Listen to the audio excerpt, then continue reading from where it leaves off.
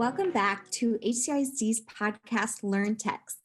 I'm happy you're here joining us today for our fourth episode in our parent series for LearnTX, where it is our mission that LearnTX will inspire continuous learning by fulfilling the desire and joy of acquiring new knowledge. I'm your host, Jennifer Maldonado, and today we are joined by Miss Leanne Ince, who is our coordinator of fine arts, where we are discussing our conservatory in HCISD. Welcome, Ms. Leanne Ince, and thank you for joining us today. Hi, thank you so much for having me, Jennifer. Well, we're so glad you're here, and we have heard about the conservatory in HCISD, but can you start off just by telling us, what does it mean to have a conservatory? What is the difference between a conservatory and just a regular fine arts program? Well, the conservatory is a specialized program that is for students who really want to pursue a post-secondary degree or a career in the performing arts. So we have a dance track, a theater track, a musical theater track, and a technical theater track. And these kids are really, really serious about the performing arts, and they have to audition. They have to go through an application and audition process to be accepted. And then they take their core classes at their comprehensive high schools the first part of the day, and they spend the second half of the day with intensive, rigorous classes in their selected track. Well, I had the pleasure of getting to attend a liberal arts university during my schooling, and we had a black box theater. And so just getting to attend some of the performances from the conservatory there at the Performing Arts Center, I can tell you they are beyond anything that my university produced. So I am super impressed with the work that the conservatory has put out. And I think people are wanting to know, will the conservatory have performances this year? And you know, I'll tell you, Jennifer, I was really nervous at the beginning because I know these kids want to perform. I know they want to be on that stage. And I'm so excited that Dr. Cavazos and his team has done the work that they've done to allow us this opportunity. Of course, we had to wait and see, how many students were going to be interested. 100% of our conservatory students are attending either classes face-to-face or they come after school. That told us immediately they want a season, they want to perform. And we put safety protocols in place, and we are moving forward, yes, with a season that will open in November with our dance track. They're going to be performing Earth, Wind, and Fire, an immersive dance experience.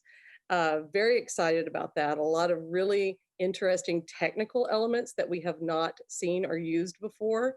So that's something you definitely don't want to miss. And in the December, we're going to have 2 straight plays that we're very excited about, because we're doing them in rep. Wow. Well, I can tell you that there are probably several people very excited about coming to see these performances. So can people come and see them live?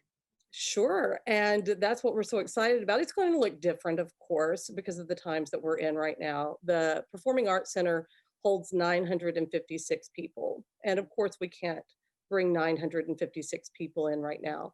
But we're looking at around 300 people, so seating will be limited. We are using a system that is similar to what the athletics uses, where that's different this year. People can go in and select their seats because the seats are strategically placed to be socially distant from one another. And so, yes, I think people should feel comfortable coming to see a performance, and we have all the protocols in place. So how do people get tickets if this is something they're wanting to come and see these performances? Well, you go to hcisdpa.org, and that's where you'll see our website. You can see shows that we've done before, but it will show you what's coming up and how you click on and purchase those tickets online. Now, that is one thing I want to say, that in years past, we've allowed people to purchase at the box office. We will not have that option this year. So if you want to catch one of our shows, you go to that website, it'll let you know when the tickets go on sale, and it will be first come, first serve. And we are going to allow the parents, of course, of these students to have the opportunity to come see their child. But there should be plenty of seats open because we've added a couple of more performances just to make sure, to ensure everyone in the community that wants to come out and see this will have the opportunity to do so.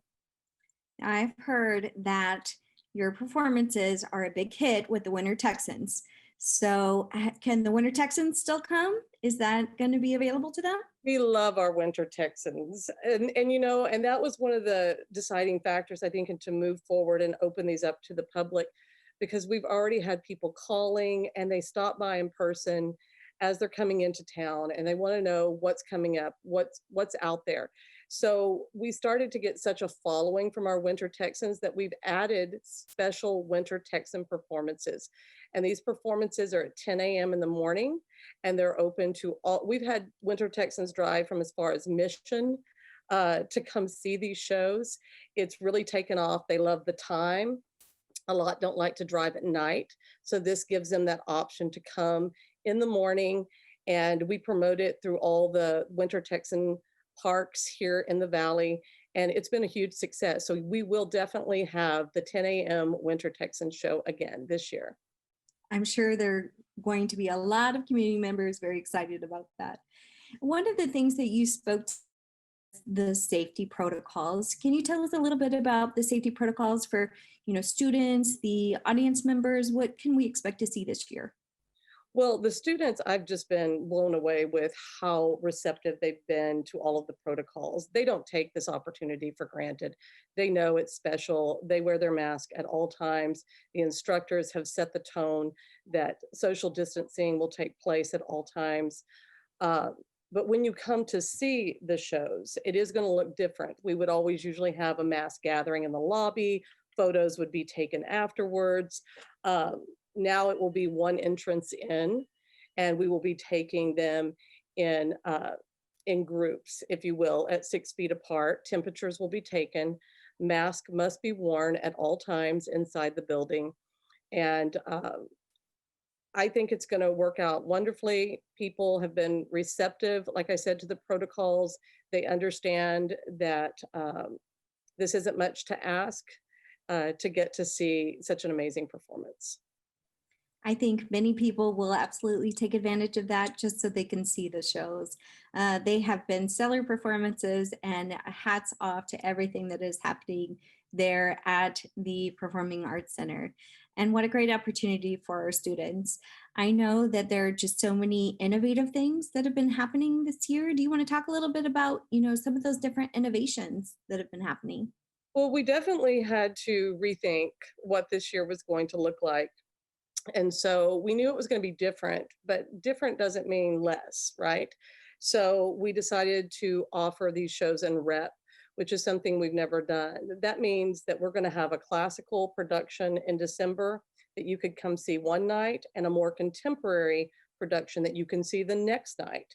And these will go back and forth with different cast. So it's really giving more kids more opportunities in those leading roles. And you're going to see a lot of new faces.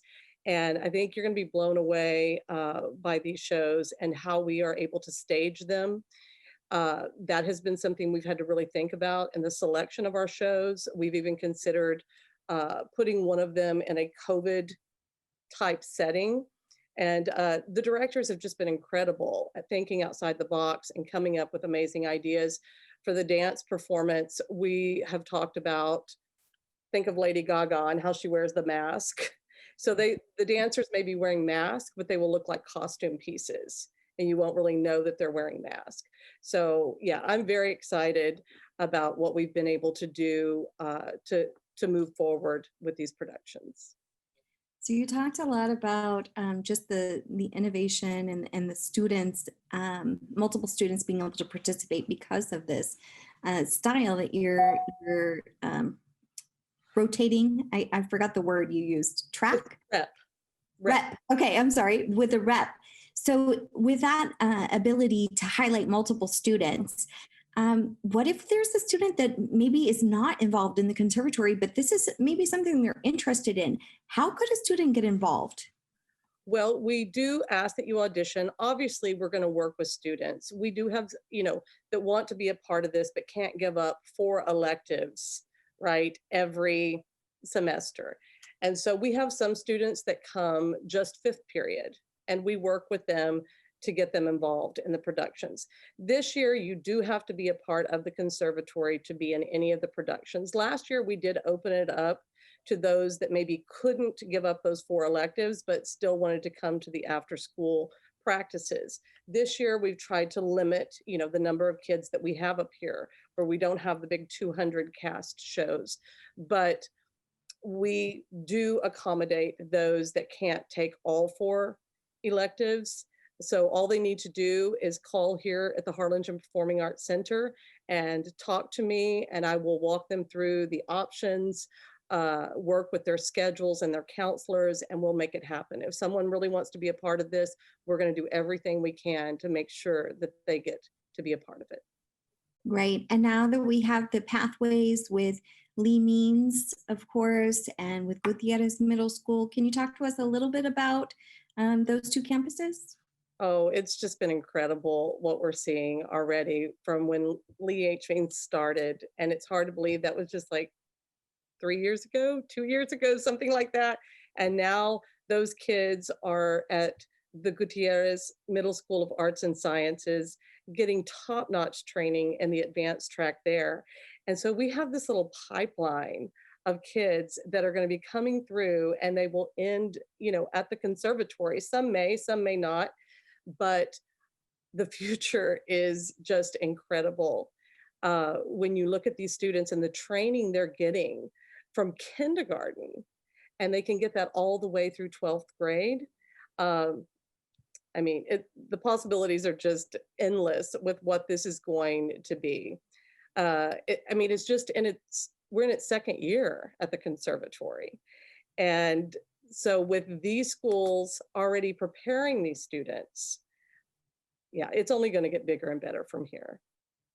Well, I can see your face light up as you speak of not only the students, but just the conservatory, their performances, everything in general. So just tell us, why does our community need this right now?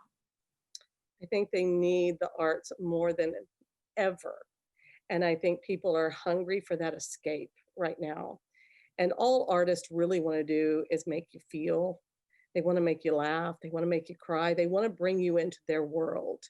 And that's what these kids love to do, is to move an audience. And if we can provide them with an escape just for an hour and a half of what's going on, then we've done our job. And I think that the community, they need that right now. We need that right now. Absolutely. Well, thank you for sharing your insights with us today, Ms. Ince. And I just want to give you the final word. Is there anything else that you want to share with our listeners today that they need to know about the Performing Arts Center here in HCISD? I think the one thing that I didn't mention is this program is so unique.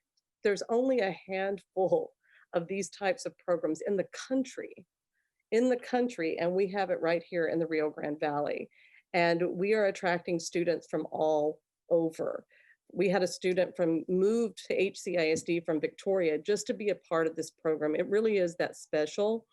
And the training they're getting here, the opportunity to work with professionals in the industry through our guest artist series is so unique. And it's been so incredible to see what our students are learning from professionals in the industry. And I just want people to come and see for themselves what we're doing here. Even though the seating may be limited, we're going to make sure that we find some type of streaming device, some way to get this out there, that the kids worked so hard, and we want to make sure that everyone in the community that wants to see this gets the opportunity to do so. And I just thank you so much for getting the word out there, because these kids truly do put in tons of hours. They give their heart and soul to this program, so do the directors, and it deserves all the recognition that it has received. Well, thank you, Mrs. Ince, for being with us today. And listeners, thank you. We encourage you to get connected by visiting our site at hcisd.org/learntex, or by tweeting using the hashtag LearnTX. Thank you for joining us today, and we hope you will join us next time for LearnTX, where it is our mission that LearnTX will inspire continuous learning by fulfilling the desire and joy of acquiring new knowledge. Thank you, and have a great day, everyone. Bye-bye. Thank you.